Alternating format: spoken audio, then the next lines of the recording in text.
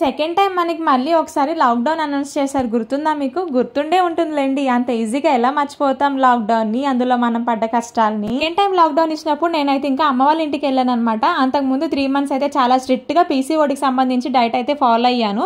కానీ ఇంకా ఎప్పుడు అయితే అమ్మ వాళ్ళ ఇంటికి వెళ్ళాను ఆ మంత్ అయితే ఇంకా మొత్తం నెగ్లెక్ట్ చేసేది అనమాట. అసలు ఇంకా డైట్ ఏమి ఫాలో అవ్వలేదు.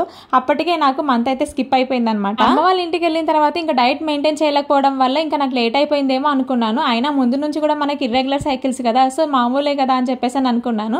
తర్వాత అలా చూస్తూ 2 నెలలు గడిచిపోయింది. అయినా కూడా నాకు ఇంకా సైకిల్ రాకపోయేసరికి ఎంతకైనా మంచిది ఒకసారి టెస్ట్ చేసుకుందాం అని అనుకున్నాను. రోజు అయితే ఇంకా ముందు రోజు టెస్ట్ కిట్ అయితే తెప్పించి ఇంట్లో పెట్టాను. కానీ ఆ రోజు మాత్రం నాకు అస్సలు ఒక్క నిమిషం కూడా నిద్ర పట్టలేదు. కానీ ఎక్కడో కొడుతుంది.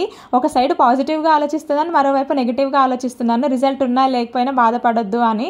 అలాగే పాజిటివ్ రిజల్ట్ ఉంటే బాగుంటుంది, ఉంటుందేమో అని చాలా గట్టి నమ్మకం నాకైతే ఆ మంత్. అసలు 3 నెలల పాటు కంటిన్యూస్ గా చాలా స్ట్రిక్ట్ గా పీసీఓడికి సంబంధించి డైట్ చేశాను. దాంతో పాటు సుబ్రహ్మణ్య స్వామి పూజ చేసుకున్నాను కదా, సో వీటన్నిటి మీద నమ్మకం పెట్టుకున్నాను అనమాట. మేబీ ఈ మంత్ నాకు పాజిటివ్ రిజల్ట్ వస్తుందేమో అని. ముందు రోజు నైట్ నాకు నిద్ర పట్టలేదన్నాను కదా, ఇంకా నెక్స్ట్ డే మార్నింగ్ అంటే 4 o'clock లేచి ఇంకా టెస్ట్ అయితే చేసేసుకున్నాను అనమాట. ఇంతకీ టెస్ట్ రిజల్ట్ ఏమొచ్చింది, పాజిటివా నెగిటివా, ఇవన్నీ తెలుసుకోవాలంటే నెక్స్ట్ వీడియో కోసం మీరు వెయిట్ చేయాల్సిందే.